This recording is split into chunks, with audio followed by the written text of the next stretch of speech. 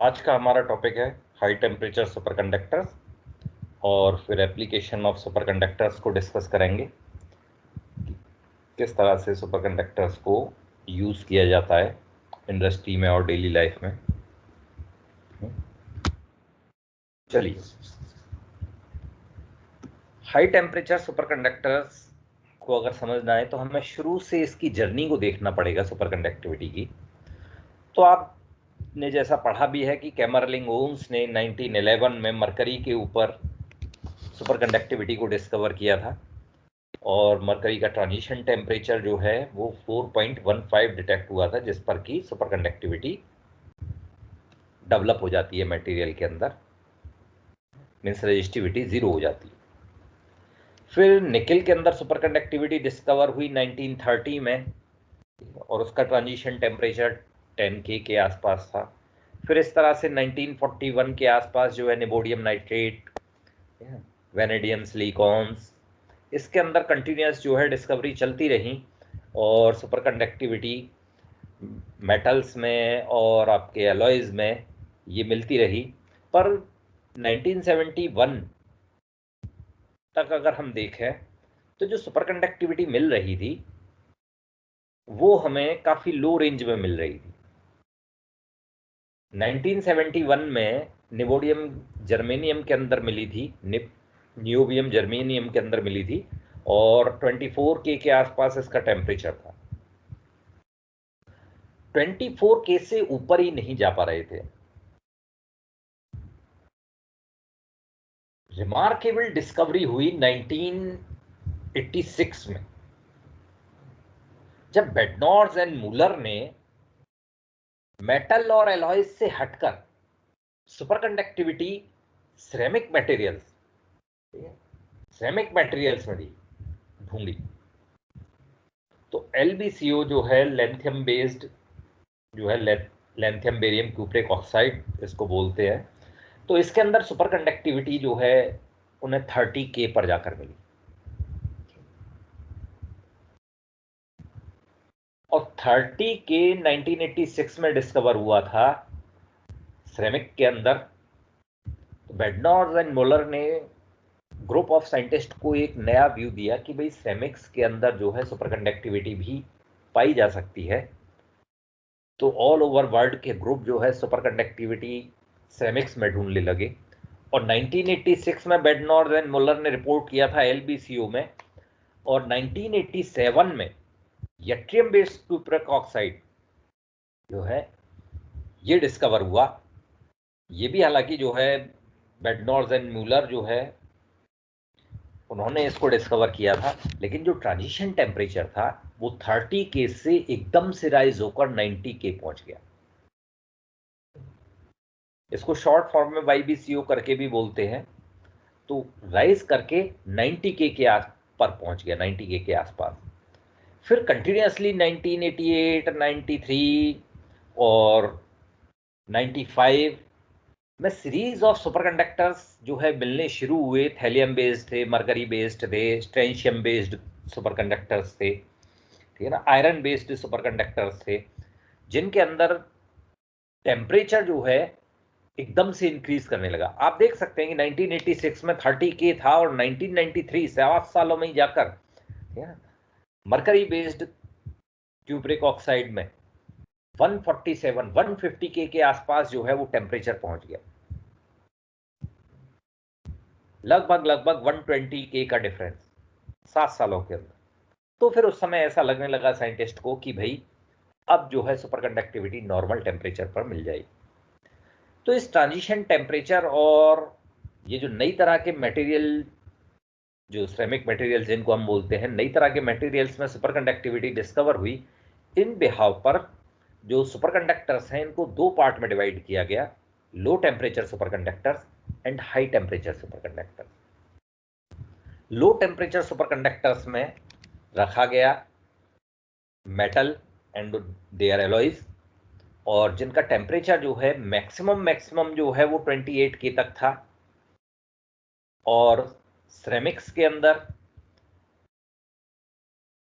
Above 30K temperature जो है वो देखने में मिल रहा था और 150K तक पहुंच गया था। तो अबव 30 के एंड सिरेमिक मटेरियल्स, इनको कहा गया हाई टेम्परेचर सुपरकंडक्टर्स। तो इस तरह से दो कैटेगरी डिवाइड हो गई, low temperature superconductors and high temperature superconductors. और अभी तक इसमें रिसर्च चल रही है, लगे ये हुए हैं लोग बाग कि जो है साइंटिस्ट जो है कि किसी भी तरह से हमें रूम टेम्परेचर पर सुपरकंडक्टिविटी मिल जाए। तो चलिए इसमें जरा दो तीन बातें फिर ये लिख लेते हैं। पॉइंट क्लियर हुआ ना, high temperature low temperature superconductor का क्लासिफिकेशन? Yes sir. तो चलिए फिर इसमें लिख लेते हैं कुछ चीजें। हेडिंग डाल लिया, high temperature superconductors? Yes sir. तो कैमरलिंग ओम्स, अच्छा एक काम करिए, ये इसका स्क्रीनशॉट ले लीजिए, ये जो स्क्रीन है, क्योंकि इसमें एलिमेंट, उनकी डिस्कवरी का ईयर और ट्रांजिशन टेम्परेचर, ये तीनों चीजें साथ आ रही हैं। ठीक है, तो इसका स्क्रीनशॉट ले लीजिए। ले लिया? यस सर, ले ली।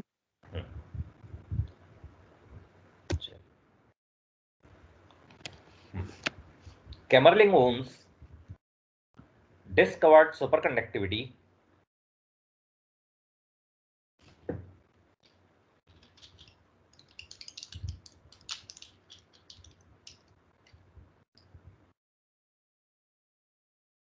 Camerling-Owens discovered superconductivity in mercury in 1911.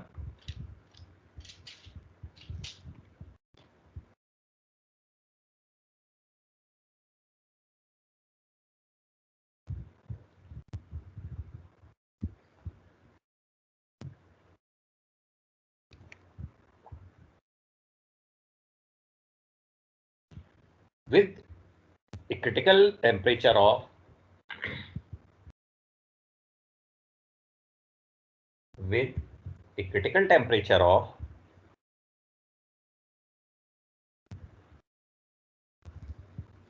4.2 K.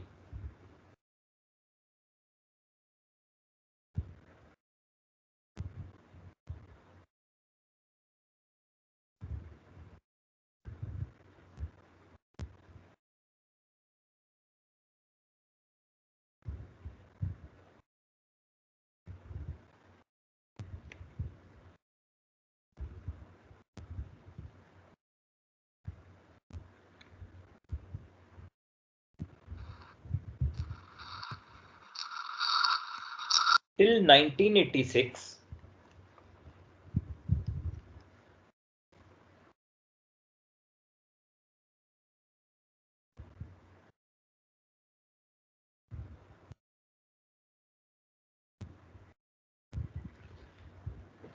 the highest critical temperatures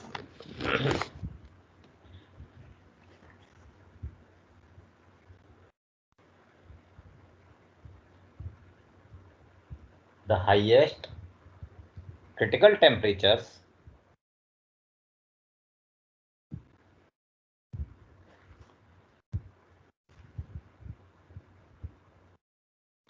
were observed to be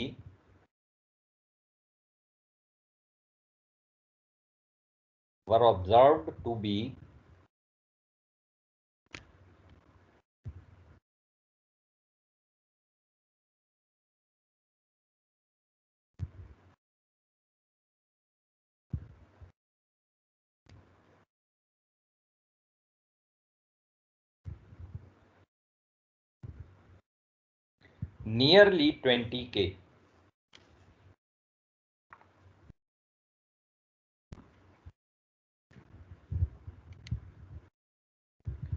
Nearly 20 K.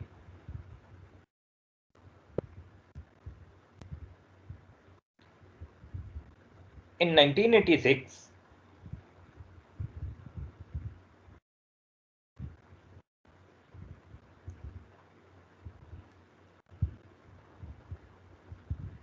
an oxide of lanthanum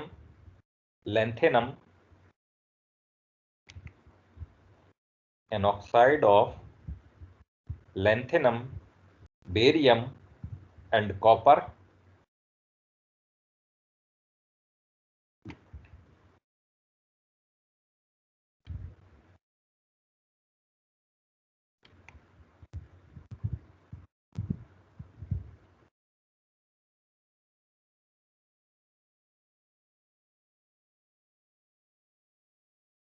इसको लिखा जाता है LbCO लिखा जाता है, ब्रैकेट में लिख लो LbCO।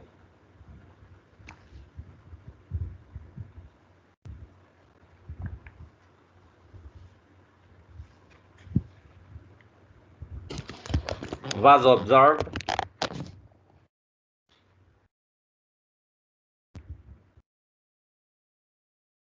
to have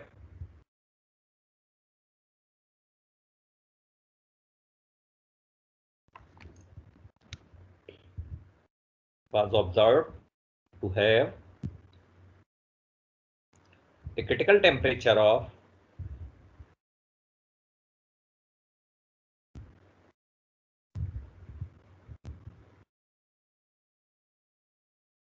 a critical temperature of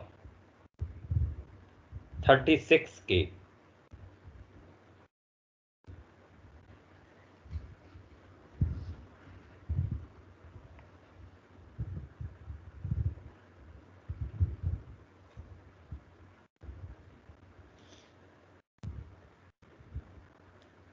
In 1987,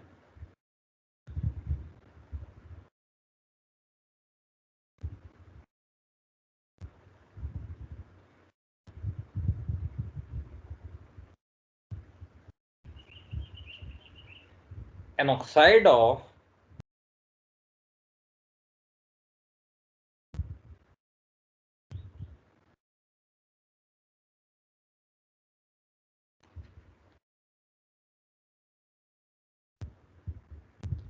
yttrium, barium and copper, yttrium, barium and copper, bracket में लिख लो YbCO, इसे YbCO बोला जाता है, yttrium barium cupric oxide, YbCO bracket में लिख लो, was found to have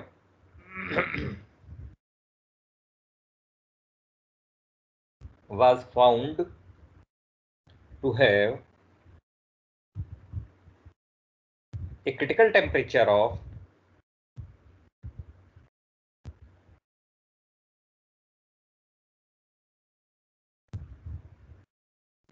a critical temperature of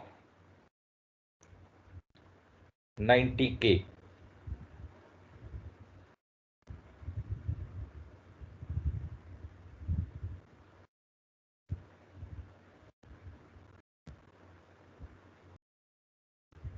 And then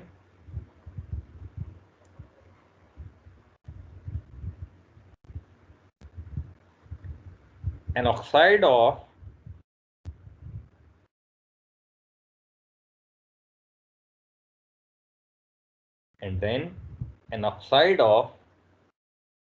thallium, barium, calcium and copper, thallium, barium, calcium and copper, ये देख सकते हो आप TbCCO लिखा जाता है, इसे ब्रैकेट में लिख लेना, ठीक है। तो 86, 87 और 88 लगातार इन 3 सालों में सुपर कंडक्टिविटी में रिमार्केबल चेंजेस आई। Then an oxide of thallium, barium, calcium and copper, bracket में लिख लो TbCCO,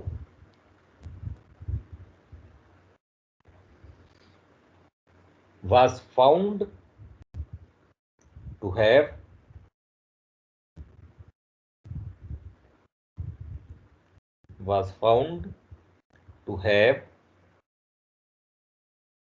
a critical temperature of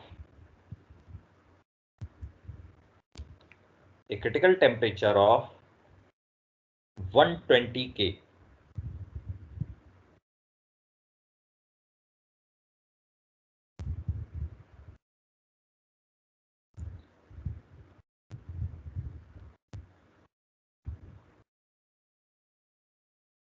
और फिर उसके बाद जो है स्ट्रेंशियम बेस्ड और आपके आयरन बेस्ड बहुत से कंपाउंडों में फिर सुपर कंडक्टिविटी जो है डिस्कवर की गई और आज तक ये काम चल रहा है। तो लिखें इसमें अगली लाइन में, last line, efforts are going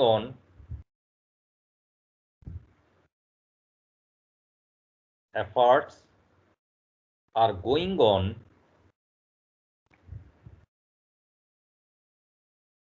to find superconductors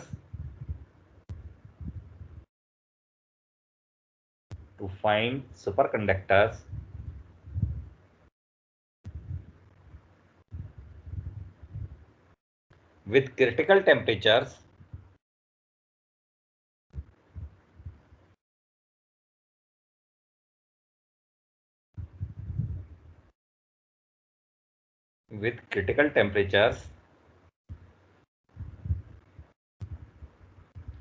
near room temperature.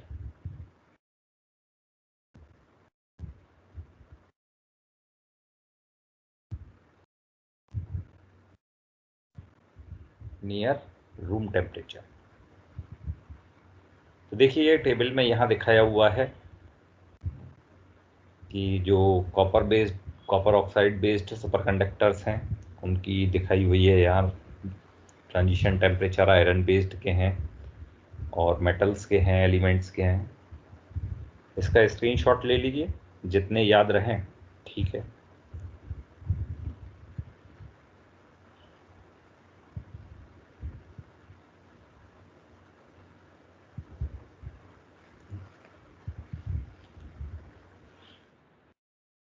तो चलिए देखते हैं इनके एप्लीकेशन, किस तरह से इनको यूज किया जाता है। तो एप्लीकेशंस ऑफ सुपर कंडक्टर्स,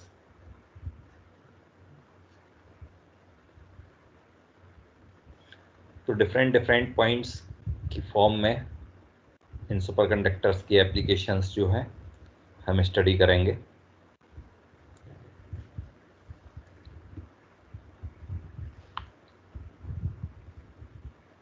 तो लाइन लिख लीजिए जरा इसमें।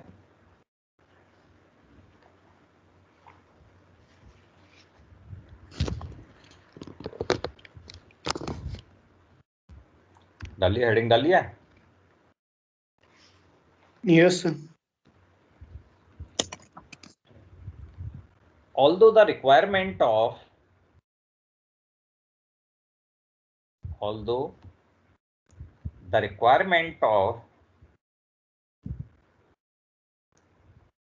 very low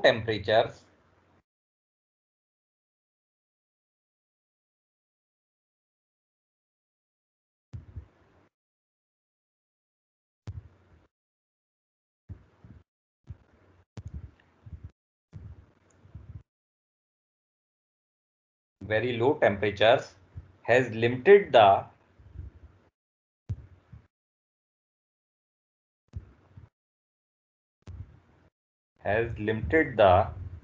large scale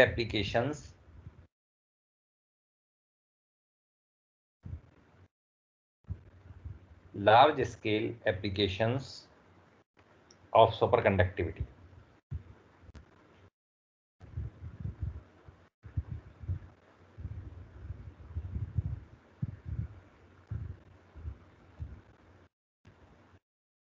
There is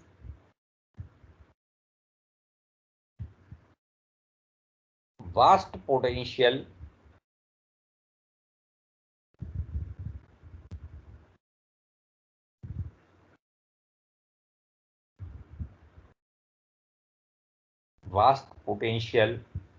for its use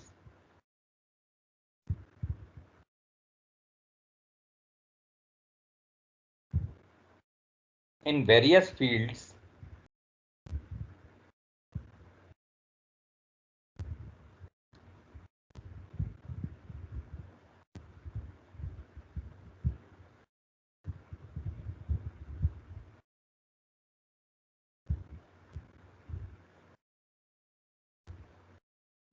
once superconductors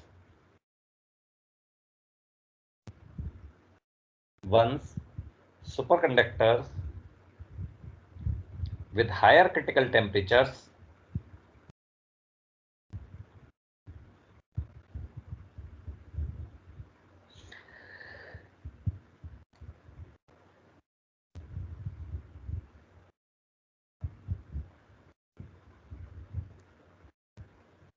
superconductors with higher critical temperatures near room temperature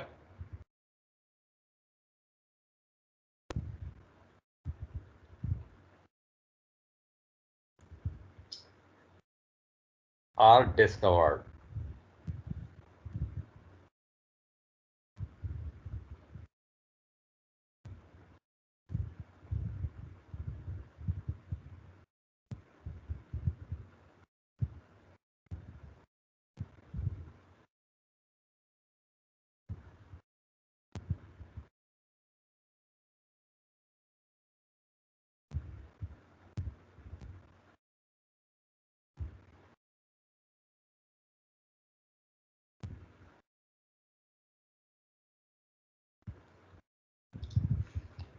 Some of these applications are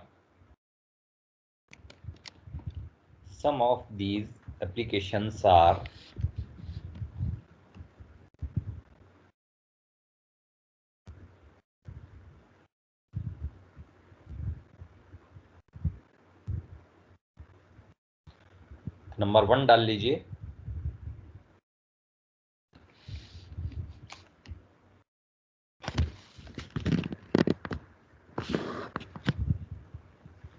superconducting magnets.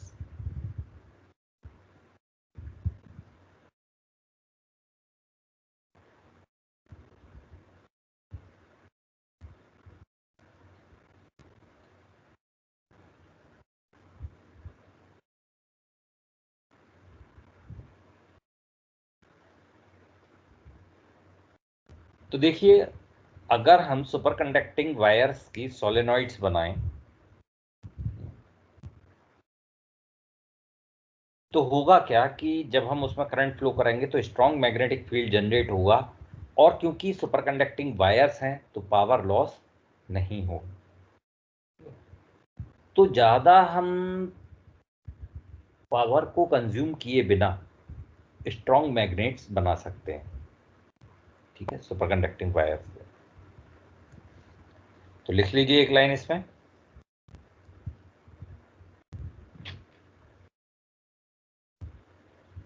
solenoids made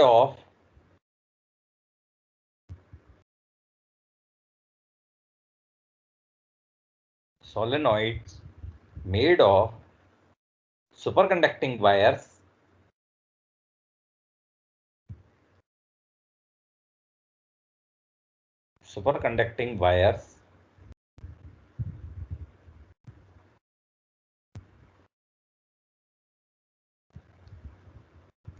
can generate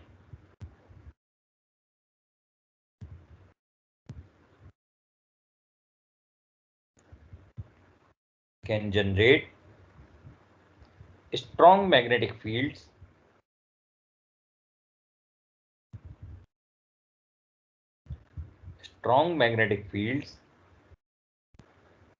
without consuming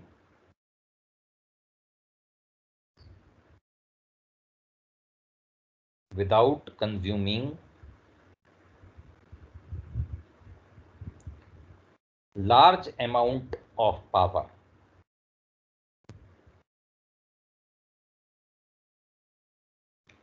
Without consuming large amount of power.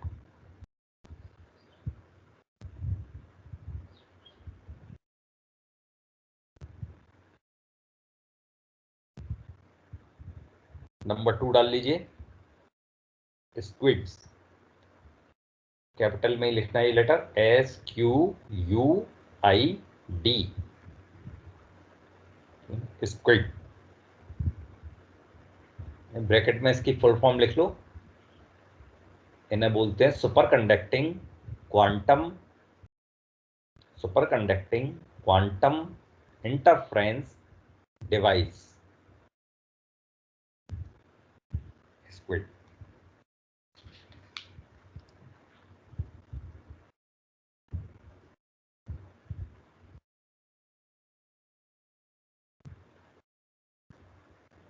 तो देखिए,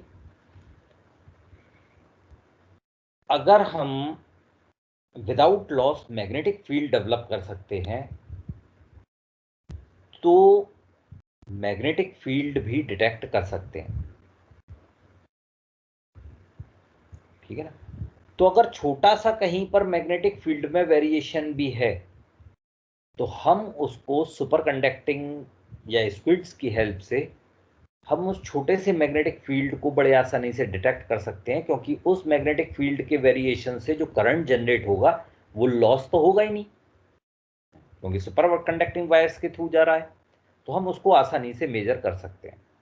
यानी जहां हम mapping of magnetic field करते हैं, मेरा कहने का मतलब है magnetic resonance imaging, MRI scanner, तो एमआरआई स्कैनर में ये जो स्क्विड हैं ये यूज किए जाते हैं।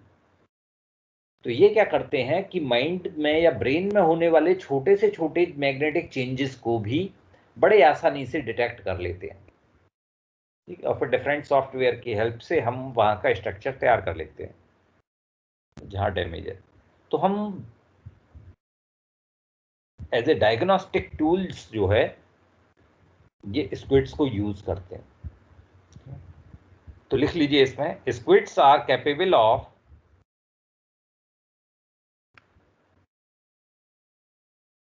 squids are capable of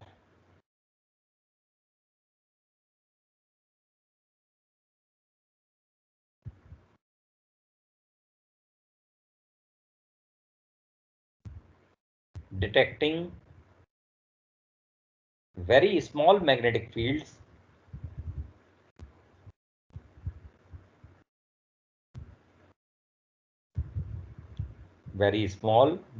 fields of the order of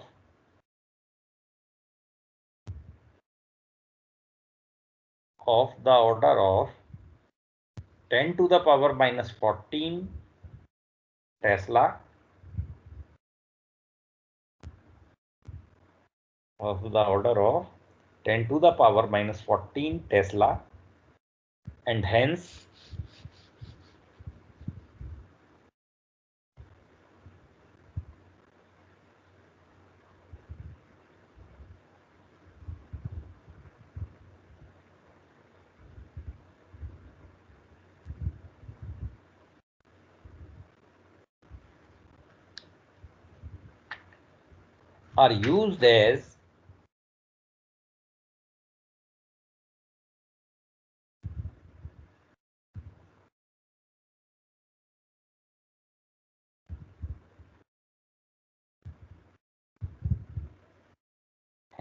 are used as diagnostic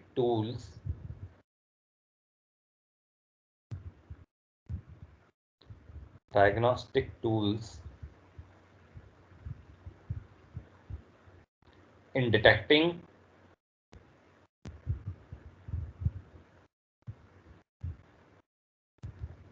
brain signals.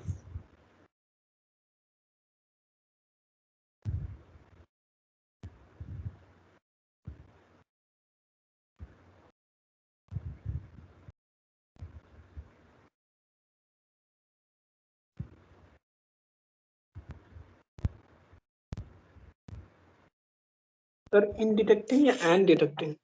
In detecting. Okay. In detecting brain signals.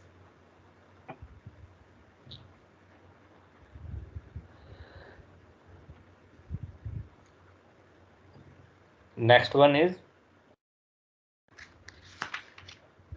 superconducting transmission cables.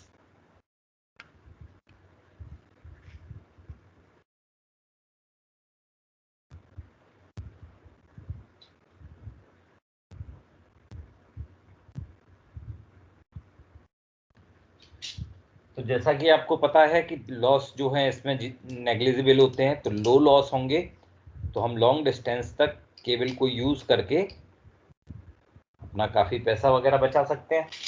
तो ये काफ़ी इकोनॉमिकली रहता है कि अगर हम लॉन्ग डिस्टेंस ट्रांसमिशन जो है वो सुपर कंडक्टिंग केबल्स के थ्रू करें। तो power transmission through large distance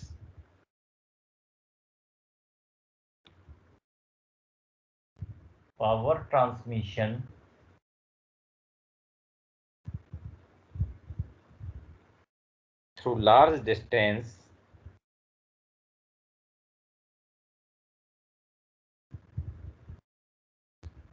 can become very economical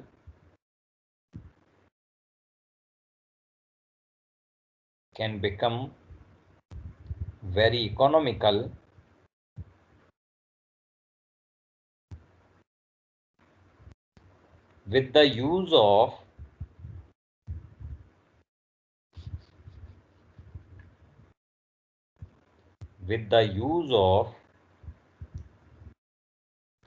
superconducting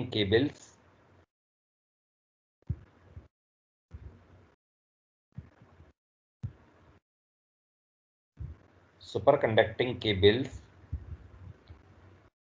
due to very low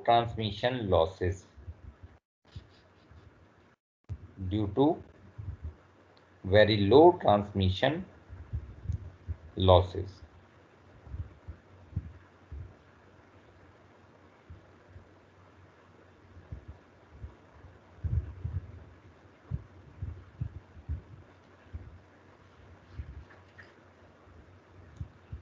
And last one is maglev vehicle.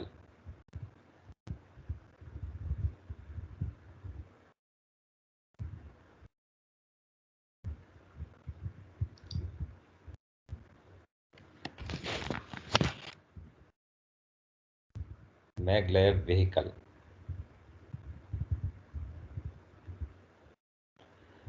vehicle क्या है? ये सुपर कंडक्टिंग मटेरियल्स का बड़ा ही इंटरेस्टिंग एप्लीकेशन है। मैग्नेटिक लेविटेशन, इन दो वर्ड से मिलकर बना है मैग्नेटिक लेविटेशन। तो इसमें इन एक्चुअल में होता क्या है कि हम जो हमारा जैसे सपोज ट्रेन है तो उसके बेस में हम मैग्नेट जो है वो लगा देते हैं एंड सुपर कंडक्टिंग इलेक्ट्रोमैग्नेट बना देते हैं ट्रैक में। तो हम जैसे ही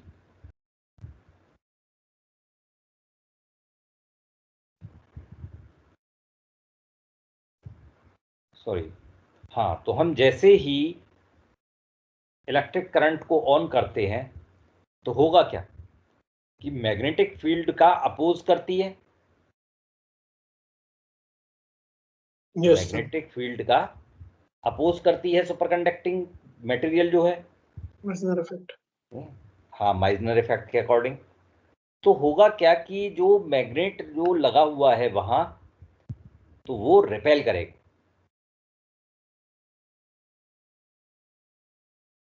जो सुपर कंडक्टर्स लगा हुआ है ट्रेन के बेस में और मैग्नेट इलेक्ट्रोमैग्नेट की फॉर्म में है नीचे, तो जो सुपर कंडक्टर्स लगा हुआ है वो अप्लाइड फील्ड जो नीचे ट्रैक में लगा हुआ है उसको रिपेल करेगा। तो ये ट्रेन लिफ्ट हो जाएगी ट्रैक से, लेविटेशन, लेविटेट कर जाएगी, लिफ्ट कर जाएगी, ठीक है। और फिर उसे मैग्नेटिक फील्ड के ट्रैक जो है उससे हम उसके मूवमेंट को कंट्रोल करेंगे। तो वो ट्रेन फिर लिफ्ट होकर उसके ऊपर फ्लोट करेगी, ट्रैक के ऊपर फ्लोट करेगी और ट्रैक से फ्रिक्शन भी नहीं होगा फिर उसका, तो एनर्जी जो है काफ़ी कम होगी, मीन्स इसको मूवमेंट करने के लिए स्पीड ज़्यादा मिलेगी। तो ये देखने में आता है कि more than 500 kilometre per hour की स्पीड से ये ट्रेन्स जो हैं मूव करती हैं। बात समझ में आई? यहां देख भी रहे होंगे आप जो वीडियो प्ले हो रहा है वायोलैब का, ये ट्रैक से ऊपर उठकर उसके ऊपर फ्लोट करती है। तो इन व्हीकल्स को कहा जाता है, कारें भी ऐसी डेवलप की गई थी, इन व्हीकल्स को कहा जाता है मैग्लेव व्हीकल्स, जो कि मैग्नेटिक लेविटेशन प्रिंसिपल पर काम करती। क्लियर हुआ पॉइंट? सर इसमें भी स्क्विड डिटेक्टर लगा हुआ है? नहीं, इसमें स्क्विड नहीं होते। तो लगा हुआ है, सो डायग्राम में लिखा हुआ है। अरे ये स्क्विड का है, ये स्क्विड का डायग्राम है। ये जो बराबर में जो लगा हुआ है ना, ये एक्चुअल में डायग्राम नहीं है, ये वीडियो है, ये वाला भी। ठीक है, ये अच्छा। स्क्विड का वीडियो है। ठीक है,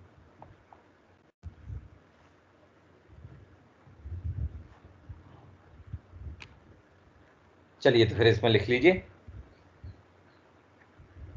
तेजी से, टाइम कम बचा है।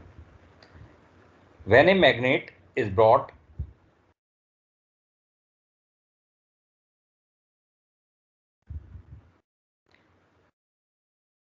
when a magnet is brought near a superconducting coil,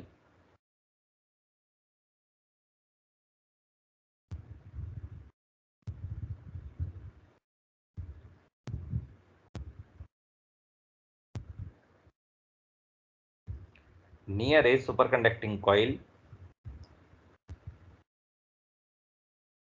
current is induced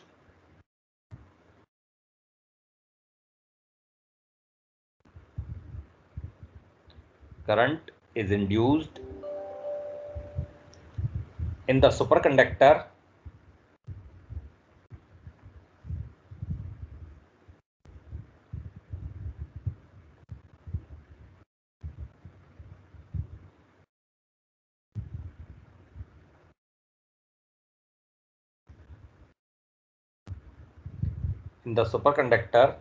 which in turn produces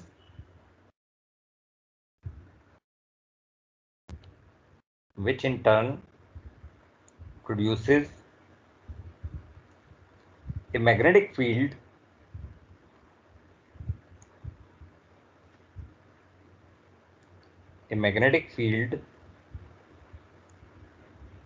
which repels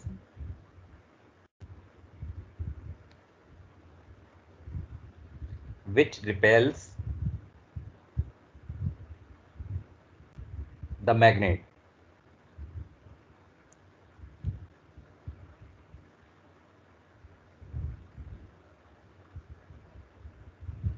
The magnet can thus be made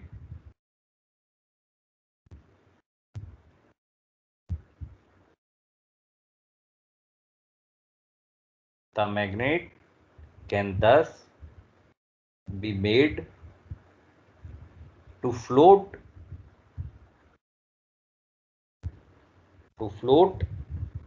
in air, that is bracket में लिख लो levitate,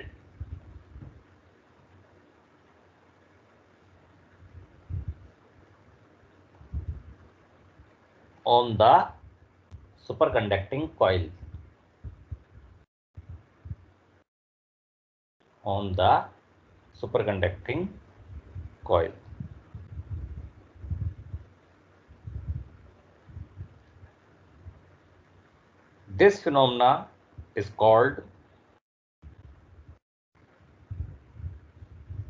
This phenomena is called magnetic levitation.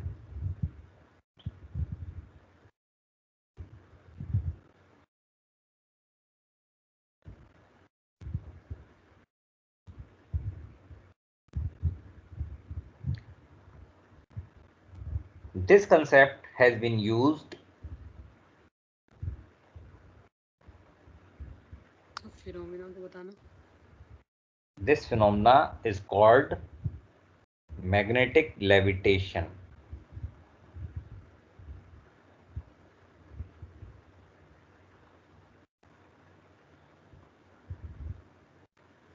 This concept has been used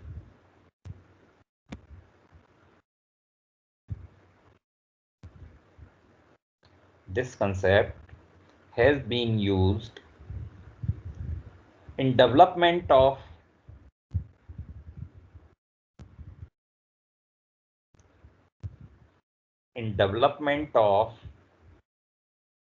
maglev trains.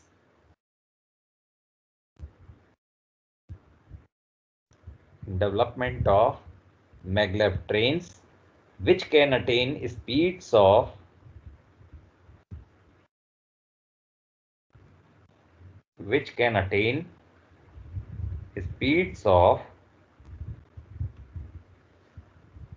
up to 500 km per hour.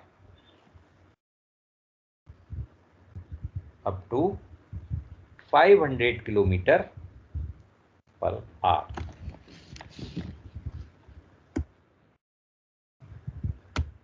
ये आपके जो है high temperature super conductors और उनकी applications से यहाँ पर आपके जो है फिनिश होता है।